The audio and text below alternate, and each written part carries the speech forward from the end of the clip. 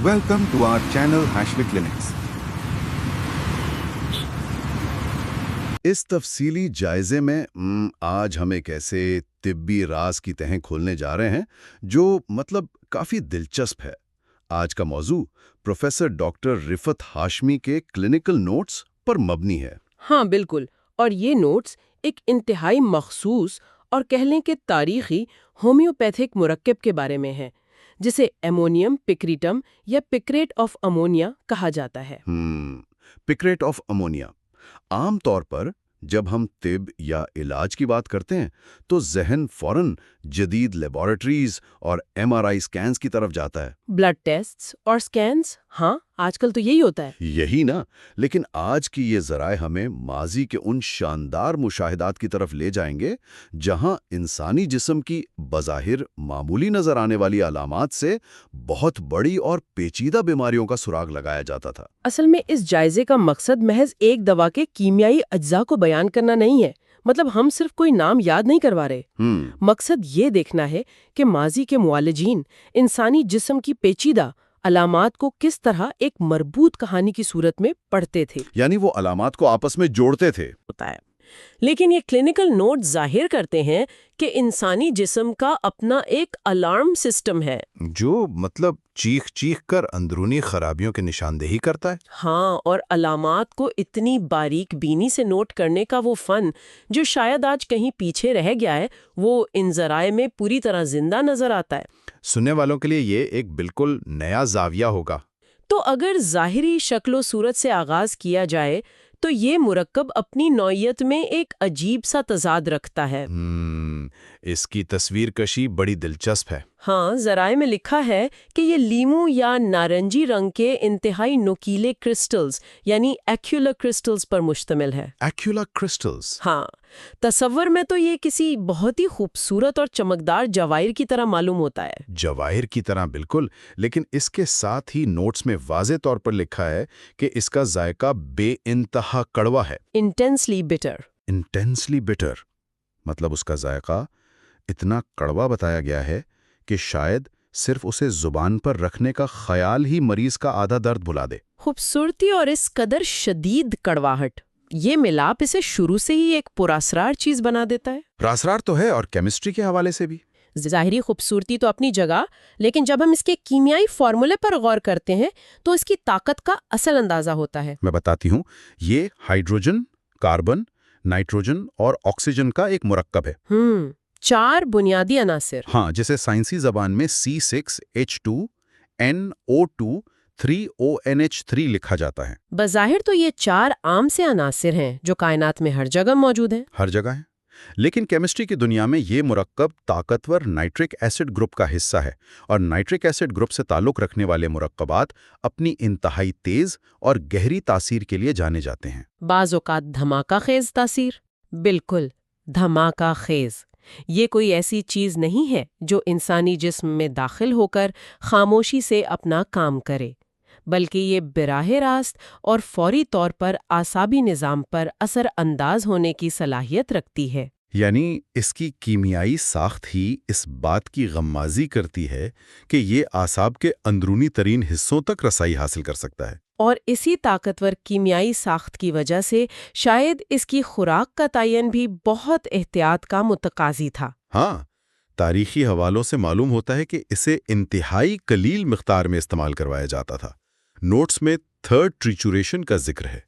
Third ट्रिचुरेशन मतलब इसको बहुत ज्यादा कमजोर किया गया है। आम फेम अंदाज में इसका मतलब यह है कि इस मादे को इतनी बार रगड़ा और कमजोर किया गया है कि इसका इब्तदाई जहरीलापन तकरीबन खत्म हो जाए, लेकिन उसकी शिफायाबी की ताकत उरूज पर पहुंच जाए। ये इस दौर की एक इंतहाई नफीस फार्माकोलॉजी थी। इसके अलावा इसे 1/8 से लेकर आधा ग्राम की मिकदार में दिया जाता था, गोलियों या कैप्सूल की शक्ल में। इतनी मामूली खुराक इस बात का वाज़े इशारा है कि मुआलिजीन इसकी तेज तरीन तासीर से बखूबी वाकिफ थे।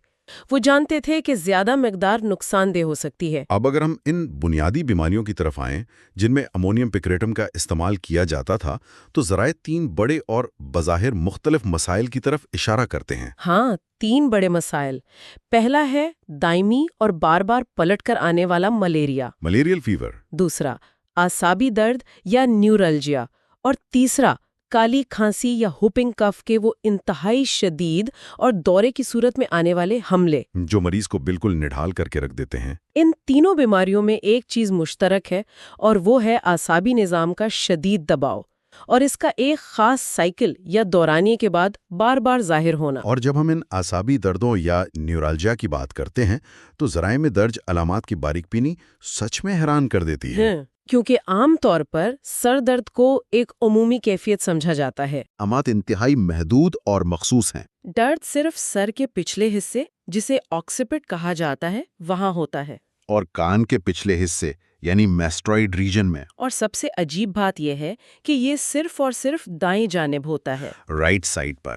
ڈاکٹر ایلن کے مشاہدات کے مطابق یہ درد ایک سوراخ کرنے والے یا بورنگ احساس کے ساتھ آتا ہے۔ بورنگ احساس، ایسا لگتا ہے جیسے کوئی ڈرل مشین سر کے پچھلے حصے سے اندر کی طرف سوراخ کر رہی ہو۔ اور یہ درد وہیں رکنے کے بجائے کان اور آنکھ کے حلقے یعنی آربٹ اور پھر جبڑے تک ایک لکیر کی صورت میں پھیل جاتا ہے۔ یہیں سے تو اس دور کے معالجین کی تشخیصی مہارت کا اندازہ ہوتا ہے۔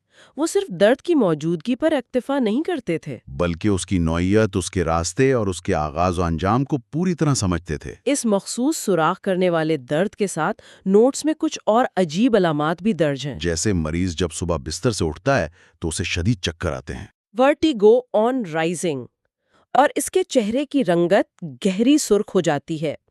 ڈارکلی فلشڈ فیس۔ ذہنی کیفیت کے حوالے سے بھی ایک اصطلاح استعمال کی گئی ہے، مائنڈ آبٹیوس۔ یعنی ذہن کا کند ہو جانا، کسی بھی کام پر توجہ مرکوز کرنے سے مکمل بیزاری محسوس ہونا۔ اور جسمانی سطح پر ان علامات کے ساتھ ہاضمے کے شدید مسائل پیدا ہوتے ہیں، جن میں گیس یا فلیٹولنس نمایاں ہے اور مریض بتدریج دبلے پن کا شکار ہونے لگتا ہے، ٹینڈنسی ٹو لیننس۔ بظاہر تو سر کے پچھلے حصے کا دائیں طرف کا درد، صبح کے چکر اور ہاضمے کی خرابی ایک دوسرے سے بالکل غیر متعلقہ محسوس ہوتے ہیں، لیکن ذرائع میں ان سب کے درمیان ایک ربط موجود ہے۔ امونیم پکریٹم، جیسا کہ اس کے نام سے ظاہر ہے، اپنے اندر پکرک ایسڈ کا عنصر رکھتا ہے۔ ڈاکٹر کلارک کی جو مشاہدات نوٹس میں شامل ہیں وہ بتاتے ہیں کہ پکرک ایسڈ کا براہ راست اور انتہائی گہرا اثر جگر پر ہوتا ہے، لیور پر۔ اور جب جگر کے افعال میں کوئی خرابی آتی ہے تو بائل کی پیداوار اور ترسیل متاثر ہوتی ہے، اور اس کا نتیجہ ہاضمے کی خرابی، شدید گیس اور بائل والے سر درد کی صورت میں نکلتا ہے، بائلس ہیڈ ایکس۔ یہ تعلق صرف نظام ہاضمہ تک محدود نہیں رہتا۔ جب جگر اور بائل کا نظام متاثر ہوتا ہے تو اس کے نتیجے میں دماغ اور خاص طور پر ریڑھ کی ہڈی میں خون کا غیر معمولی اجتماع پیدا ہو سکتا ہے۔ کنجیشن پیدا ہو جاتا ہے۔ ریڑھ کی ہڈی کے اوپری حصے اور سر کے پچھلے حصے میں جب یہ دباؤ بڑھتا ہے تو وہ مخصوص سوراخ کرنے والا درد اور صبح کے وقت اٹھنے پر چکر آنے جیسی علامات ظاہر ہوتی ہیں۔ اور وہ جو ذہنی کندپن یا آبٹیوسز مائنڈ والی بات تھی وہ بھی اسی کنجیشن کا نتیجہ ہوتا ہے۔ بالکل، کیونکہ دماغ کو خون اور آکسیجن کی فراہمی کا نظام خلل کا شکار ہو جاتا ہے۔ تو یہ تمام علامات دراصل ایک ہی زنجیر کی کڑیاں ہیں جو اعصابی اور ہاضمے کے نظام کے پیچیدہ تعلق کو ظاہر کرتی ہیں۔ اور اس مربوط نظام کو عملی شکل میں دیکھنے کے لیے ڈاکٹر ہیل کے کلینکل نوٹس میں درج 2 کیس سٹڈیز انتہائی اہمیت کی حامل ہیں۔ کیس ہسٹری ہمیشہ ان خشک علامات میں جان ڈال دیتی ہے۔ کی موٹی اور سرخ و سفید رنگت والی خاتون تھیں۔ فلوریڈ رنگت تھی، وہ ایک انتہائی اذیتناک سائیکل میں پھنسی ہوئی تھی۔ ہر 6 یا 8 دن کے بعد صبح جاگنے پر انہیں سر کے پچھلے حصے میں ایک خوفناک قسم کا درد اور بھاری پن محسوس ہوتا تھا۔ اس کیس میں علامات کا وقت بہت اہم ہے، درد کا صبح کے وقت ظاہر ہونا اور اٹھنے پر اس میں شدت آنا۔ یہ امونیم پکریٹم کی کلیدی علامات میں سے ہے۔ اس خاتون کا درد سر کے پچھلے حصے سے شروع ہو کر اطراف سے ہوتا ہوا کنپٹیوں اور آنکھوں تک آ جاتا تھا، اور دوپہر تک ان کی حالت اس قدر بگڑ جاتی تھی کہ انہیں کھٹے اور بائل والے مواد کی شدید الٹیاں شروع ہو جاتی تھیں۔ یہ ایک کلاسک بائل والے سر درد کی تصویر ہے جو ایک مقررہ وقفے کے بعد بار بار پلٹ کر آ رہا تھا۔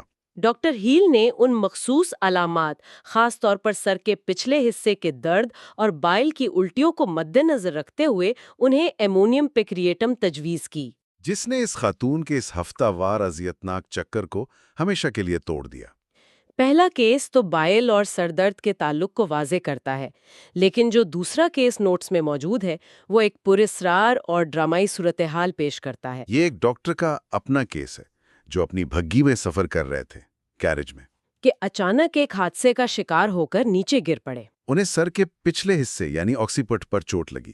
لیکن ڈاکٹر ہیل نے اپنے نوٹس میں ایک غیر معمولی مشاہدہ لکھا ہے کہ وہ بظاہر چوٹ لگنے سے زیادہ خوفزدہ لگ رہے تھے۔ He seemed more frightened than hurt۔ حادثے کے فوراً بعد شاید چوٹ کی شدت اتنی محسوس نہیں ہوئی، لیکن کچھ دن گزرنے کے بعد جو علامات ظاہر ہوئیں وہ جسمانی سے زیادہ اعصابی اور ذہنی نوعیت کی تھیں۔ وہ علامات واقعی کسی بھی عام درد کی دوا کی پہنچ سے باہر تھیں۔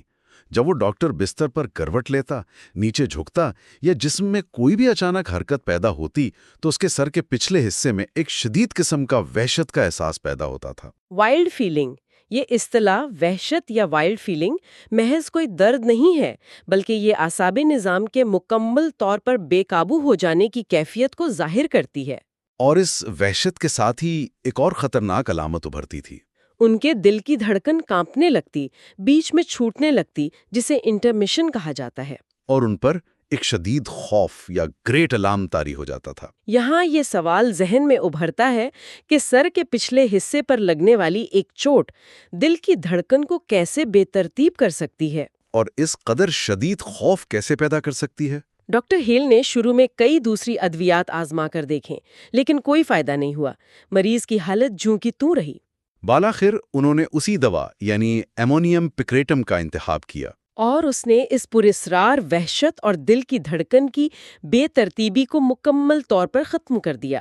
یہ کیس ظاہر کرتا ہے کہ یہ مرکب محض کسی عام درد کو نہیں دباتا، بلکہ یہ مرکزی اعصابی نظام کے ان گہرے صدمات کو ٹھیک کرتا ہے جو کسی بیرونی چوٹ کے نتیجے میں پیدا ہوتے ہیں۔ اس حادثے میں دراصل چوٹ نے براہ راست اس مقام کو متاثر کیا تھا جہاں سے ریڑھ کی ہڈی دماغ سے جڑتی ہے۔ یہ وہ علاقہ ہے جو جسم کے کئی خودکار افعال کو کنٹرول کرتا ہے، بشمول دل کی دھڑکن اور خوف کے احساسات۔ ڈاکٹر کلارک نے اسی لیے پکرک ایسڈ کے عنصر پر اتنا زور دیا ہے۔ ان کے مطابق ایمونیم پکریٹم اور پکرک ایسڈ دونوں میں ایک بہت ہی منفرد خاصیت پائی جاتی ہے۔ ان کا درد ایک خاص سمت میں سفر کرتا ہے۔ ڈاکٹر کلارک نے ریڑھ کی ہڈی کے پٹھوں کی کمزوری یعنی اسپائنل پیراسس کے ایک کیس کا حوالہ دیا ہے جہاں درد ریڑھ کی ہڈی سے اٹھ کر سر کی طرف سفر کرتا تھا۔ یعنی درد کا ریڑھ کی ہڈی کے ساتھ نیچے کی طرف جانا یا اوپر سر کی طرف آنا اس دوا کی ایک بڑی اور کلیدی پہچان ہے۔ بھگی کے حادثے والے کیس میں بھی یہی اعصابی راستہ صدمے کا شکار ہوا تھا جسے اس مخصوص مرکب نے بحال کیا۔ یہیں سے ایک اور بحث جنم لیتی ہے جو ان نوٹس کے چوتھے حصے میں موجود ہے، یعنی تقابل جائزہ۔ طب کی دنیا میں کوئی بھی علامت تنہائی میں نہیں دیکھی جا سکتی۔ ذرائع میں ایمونیم پکریٹم کا موازنہ کئی دوسری جانی پہچانی ادویات سے کیا گیا ہے۔ بائل کی وجہ سے ہونے والے سر درد کے لیے اس کا مقابلہ سینگونیریا اور سیمی سیفیوگا سے کیا گیا ہے۔ یہاں ایک الجھن پیدا ہوتی ہے۔ اگر سینگونیریا کا درد بھی دائیں طرف ہے اور اس میں بھی بائل کا عمل دخل ہے تو ایک عام مولج کو کیسے پتہ چلے گا کہ اسے کب سینگونیریا کے بجائے ایمونیم پکریٹم کا انتخاب کرنا ہے؟ چونکہ اس دور میں تو کوئی MRI یا اسکینر موجود نہیں تھا۔ اور یہی وہ مقام ہے جہاں ان تاریخی نوٹس کی اصل قدر و قیمت سامنے آتی ہے۔ علامات بظاہر ایک جیسی لگتی ہیں، لیکن ان میں ایک بہت باریک لکیر ہوتی ہے۔ سینگونیریا کا مریض بھی دائیں جانب کے درد کی شکایت کرتا ہے، لیکن وہ درد عموماً گردن سے شروع ہو کر دائیں آنکھ پر آ کر ٹھہر جاتا ہے۔ اس کے برعکس ایمونیم پکریٹم کا درد سر کے پچھلے حصے سے شروع ہوتا ہے اور کان، آنکھ کے حلقے اور جبڑے تک ایک سوراخ کرنے والے انداز میں جاتا ہے۔ سیمی سیفیوگا کا درد عموماً پٹھوں کے کھچاؤ یا دیگر جسمانی تناؤ سے جڑا ہوتا ہے، جبکہ ایمونیم پکریٹم خالصتاً ایک اعصابی اور جگر کی خرابی کا نتیجہ ہوتا ہے۔ معالجین ان باریک راستوں اور درد کی نوعیت کو دیکھ کر دوا کا فیصلہ کرتے تھے۔ اسی طرح ملیریا اور کالی کھانسی کے حوالے سے بھی اس کا تقابلی جائزہ نیٹریم میور، چائنینیم اور سینکس ڈروسیرا اور نیفتالین کے ساتھ کیا گیا ہے۔ ڈروسیرا کو عام طور پر کالی کھانسی کے گہرے اور مسلسل دوروں کے لیے جانا جاتا ہے۔ اور نیٹریم میور دائمی ملیریا میں استعمال ہوتی ہے، جس میں بخار کا ایک خاص وقت مقرر ہوتا ہے۔ تو ایمونیم پیکریٹم کو ان کے مقابلے میں اس وقت ترجیح دی جاتی ہوگی جب مریض میں ان مخصوص امراض کے ساتھ وہ شدید اعصابی تھکاوٹ، چہرے کا سرخ ہونا، سر کے پچھلے حصے کا درد اور صبح کے وقت چکر آنے جیسی مخصوص علامات موجود ہوں۔ اس تمام تقابلی جائزے کا لب لباب یہ ہے کہ انسانی جسم میں ظاہر ہونے والی ہر چھوٹی بڑی علامت کسی نہ کسی گہری خرابی کا اشارہ ہوتی ہے۔ صبح اٹھتے وقت کا ایک چکر، چہرے کی رنگت کا تھوڑا سا بدل جانا یا سر کے ایک مخصوص حصے میں ایک خاص قسم کا درد، یہ سب محض اتفاق نہیں ہوتے۔ یہ اعصابی نظام اور اندرونی اعضاء جیسے جگر اور ریڑھ کی ہڈی کی طرف سے بھیجے گئے پیغامات ہوتے ہیں۔ ان نوٹس کا مطالعہ ہمیں یہ سکھاتا ہے کہ بیماری کے نام سے زیادہ اس شخص کی انفرادی علامات اہم ہوتی ہیں جو اس بیماری کو بھگت رہا ہوتا ہے۔ آج کے اس تفصیلی مطالعے کو اگر سمیٹا جائے تو ہم نے ایک طویل اور حیرت انگیز سفر طے کیا ہے۔ لیمو اور نارنجی رنگ کے ان چھوٹے چھوٹے کڑوے کرسٹلز کی کیمیائی طاقت سے لے کر دائمی ملیریا اور کالی کھانسی جیسی بیماریوں میں ان کے استعمال تک، ہم نے دیکھا کہ کس طرح ایک ادھیڑ عمر خاتون کی ہفتہ وار بائل کی الٹیوں اور سر درد کی اذیت کو دور کیا گیا۔ اور سب سے بڑھ کر یہ کہ ایک حادثے کے نتیجے میں پیدا ہونے والے اس پراسرار وحشت کے احساس اور دل کی بے ترتیب دھڑکن کو کیسے ایک مخصوص دوا نے قابو کیا۔ یہ تمام چیزیں ایک ہی نقطے پر آ کر ملتی ہیں، اور وہ ہے انسانی جسم کی اکائی۔ اس جائزے سے یہ بات پوری طرح واضح ہو جاتی ہے کہ معلومات کی دنیا میں بظاہر غیر متعلقہ نظر آنے والی چیزیں آپس میں کس قدر گہرا تعلق رکھ سکتی ہیں۔ انسان کا اعصابی نظام، اس کی ریڑھ کی ہڈی اور اس کا جگر کوئی الگ تھلگ جزیرے نہیں ہیں، بلکہ یہ ایک انتہائی پیچیدہ اور مربوط نظام کے تحت ایک دوسرے سے جڑے ہوئے ہیں۔ جب تک اس مکمل نظام کی تفہیم نہ ہو، کسی بھی بیماری، خاص طور پر اعصابی صدمات کا مکمل علاج ممکن نہیں ہو سکتا۔ یہ کلینکل نوٹس آج کی جدید طب کے لیے بھی ایک یاد دہانی ہے کہ جسمانی علامات کو ان کے مکمل سیاق و سباق پر دیکھنا کس قدر ضروری ہے۔ اس میں کوئی شک نہیں کہ یہ مشاہدات آج کے دور میں بھی اتنی ہی اہمیت رکھتے ہیں جتنے ماضی میں تھے۔ یہ گفتگو ہمیں روایتی سوچ سے ہٹ کر جسمانی نظام کو ایک نئے زاویے سے دیکھنے پر مجبور کرتی ہے، اور اس سے پہلے کہ آج کا یہ تفصیلی جائزہ اپنے اختتام کو پہنچے، ایک ایسا خیال یا سوال ہے جو ان تمام حوالوں سے اخذ کیا جا سکتا ہے اور جس پر ضرور غور کیا جانا چاہیے۔ وہ کیا؟ اگر ہائیڈروجن، کاربن، نائٹروجن اور آکسیجن کا ایک سادہ سا مرکب کسی صدمے کے بعد سر کے پچھلے حصے میں پیدا ہونے والے ایک نامعلوم وحشت کے احساس کو بالکل درست کر سکتا ہے، تو ذرا سوچا جائے کہ طب کی پرانی اور تاریخی کتابوں کے بوسیدہ صفحات میں ایسی اور کتنی مخصوص اور حیرت انگیز دوائیں چھپی ہوں گی جو آج کی جدید میڈیکل سائنس کی دوبارہ توجہ کا انتظار کر رہی ہیں۔ واقعی یہ ایک بہت گہری بات ہے۔ اسی تجسس اور سوال کے ساتھ آج کے اس تفصیلی جائزے کو یہیں ختم کرتے ہیں۔ Professor Dr. Rafat Hashmi is a distinguished homeopathic physician, educator, and researcher with over 4 decades of clinical and teaching experience.